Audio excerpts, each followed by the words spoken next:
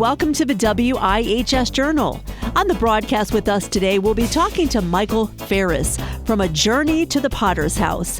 What he does is he brings the gospel to life using a presentation and a 90-minute sermon that also uses a potter's wheel. And he'll take you through a journey that you'll never forget. On the broadcast with us today is Michael. He'll be talking a little bit about his ministry and letting you know that he will be at Jacob's Well Coffee House this coming Friday, January 5th, making a presentation for free. Glad to be here with you on the broadcast today. So for people who don't know you, just give us a little background on yourself. Okay, and a little background on myself. Well, it's interesting. I'm trained as a psychologist and a marriage and family therapist, and I had a practice for many years. And that through some work that I had done there, I was then invited to a teaching post down at a graduate school in New York, just outside of New York City, and I was a graduate school professor for about 15 years, teaching counseling at a master's level. And then one of the classes I was teaching was a class on spiritual formation. And one of my philosophical assumptions I would teach to my students is if you're going to be effective as a counselor, you have to counsel out of your own place of brokenness and not out of your academic acumen, because anybody can read a book and parrot back what the book says. But if you haven't taken that journey yourself, you're not going to know what to do with your clients when you bring them to places you've never been, and you're going to hurt them. So as part of this class, I was doing some pottery, taking some pottery lessons with one of my children, and I was practicing pottery at home. And then one day God just spoke to me, and he showed me the processes that I was taking the clay through were the same processes God was taking me through as he was fashioning my life into the plans he had for me. And so I said, I got to show this to my class. And so I brought my wheel into my class, and there the class is 3 hours and 15 minutes long, so I have you for a while. And I just spent the whole time making pottery, talking to people about our brokenness and how the potter takes clay. You know, the primary pressure in this, the primary tool that the potter uses in this, when they fashion something out of clay, is they use a lot of pressure and a lot of pain.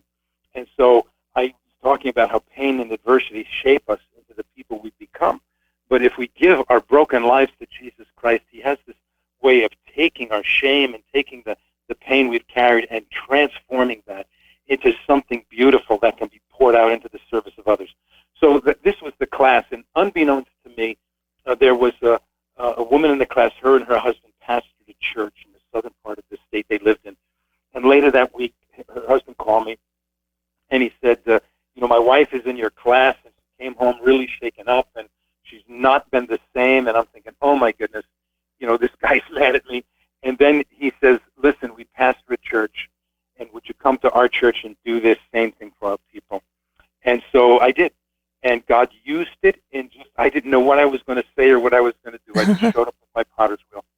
And God just has a way of using simple things to confound the wise and weak things to confound the mighty. And he just used it in an outrageous way. And then later on that week, I got a call from another guy. He said, you were at a buddy of mine's church. Would you come to my church? And a few people called, and I wasn't paying much attention to it. But then people started calling me for the following year. I'm going to write it down in my book. And I was in 33 churches the next year, then 43 churches the year after, then 65 churches the year after that. And then one day, I was coming out of a session with a client, and God just got a hold of me and said, what are you doing?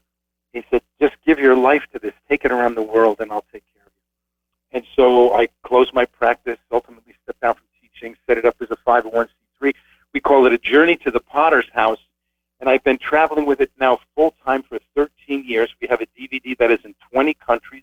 You can actually watch it on Amazon Prime Video. They've got a viewing platform of 100 million, and we've had it translated into another language. And so it's just unbelievable how God has been using this. And so what I do is I just travel to wherever I get an invitation, and I've been in many different countries, and I'll set up my wheel, and I will do an illustrated teaching using the potter's wheel.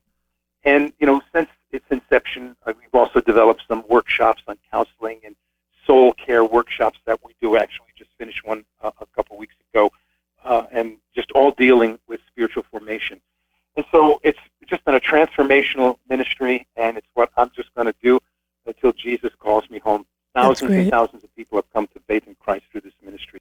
Well, if you're tuning in right now, this is Michael Ferris and his ministry, A Journey to the Potter's House. I just love that depiction, how the wheel and the clay and everything. So tell me, has there ever been a point, when you do the clay and you form that, do you ever give it away to participants, or how does that work when you're doing the ministry? That's interesting because everybody wants to buy it. so well, I don't give it away because it's not been fired. It hasn't gone through the whole processes. And so, I illustrate the formation process, and I talk about, the firing processes, but the clay does have to be fired. And so if you don't fire it, it's just going to dry up, and then it'll just crumble. However, because this is a 501c3, and this is my full-time ministry now, I'm like a missionary. The Apostle Paul, he traveled throughout the Mediterranean, and he preached the gospel and made tents. And I'm just traveling throughout the world preaching the gospel and making pottery. And as a result, the pottery becomes an important part of our income stream. So what I'll do is I usually bring an inventory with me. We have some pottery. We have a story that I tell during the service that we've had professionally illustrated and made into a book, and we've got DVD of the studio version of the lesson. So how long does the whole sermon, and do you depend on the Holy Spirit, or do you have a timed sermon, I should say? Yes, well, the teaching in its entirety is 90 minutes long. And so usually, like a church will have me come and they'll just give me the morning service. And, maybe they might shorten their announcements and maybe sing, one or two less songs so they have the full 90 minutes. There was a woman there who had been in faith her whole life. And she said to her adult daughter and son-in-law, she says, when I die, I want to have this at my funeral. Wow. And then a few years ago, her son-in-law called me and he told me about his mother-in-law's request, and he said, she died. Would you come and do her funeral? I said, sure, because I figure this is evangelistic. This is about reaching people for Jesus, and I don't think the devil's going to call me up and ask me to come preach the gospel. So I said, absolutely, I'll come. And so I went. There was about 150 or so people there, and it was remarkable. Right in the church, it was a memorial service, and they had a family friend sang one song, and the daughter read a little testimony about her mom, and they turned the whole service over to me. And I'll tell you what, when it was done, probably 75 people gave their heart to Jesus. Preaching an evangelistic message at a funeral, you get a good response.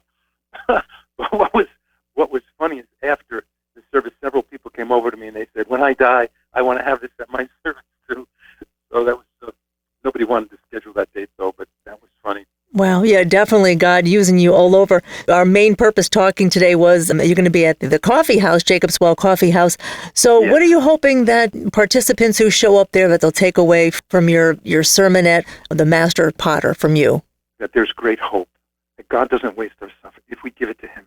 We waste it when we try to manage it ourselves. But through this process, I show people how the potter takes the impurities and the brokenness and the things that contaminate the clay, and how he transforms that into something that is beautiful, into a vessel of honor that can be poured out into the service of others. And so the big thing I want people to take away is that there is hope through our brokenness. There is hope for our life. And of course, that really starts with a relationship with Christ, and there's an opportunity for people to say yes to the Lord in that. But when they come away from it, I just want people to have hope. That, hey, look, life is hard. Jesus said, John 16:33, in this world, we're going to have tribulation. This is God's way of saying that life is hard. And all of us have pain in our life. That's one of the universal things about this message. That's why millions of people relate to it, is because we all have pain. And when people see that, that's what they relate to. And then when they see how the potter can take a broken vessel, or something that's been mired through life, and transform it into something beautiful, a vessel of honor. Absolutely. Well, thank you so much. Any other details you want to convey to our listeners before we close the broadcast today? Well, you can, if you'd like more information about the ministry or any of the workshops that we offer, you can visit our website, thejourneytothepottershouse.com. If you'd like to see a studio version of it, watch it on Amazon Prime Video. Just type in The Journey to the Potter's House. It'll come right up, or you'll find it scrolling through their spiritual and documentary section as well. We'd love to come to your church and bring this message, do an outreach service, and you'll never read those Potter scriptures the same way again. It'll Once again on the broadcast with us was Michael Ferris from A Journey to the Potter's House, giving a 90-minute illustration of a potter's wheel, bringing us into something beautiful. This illustration will be free, being presented at Jacob's Well Coffee House in Rockville, Connecticut, January 5th, this coming Friday. For more details, you can give WIHS a call at 860-346-1049. I'm Anissa Porticelli for News and Public Affairs.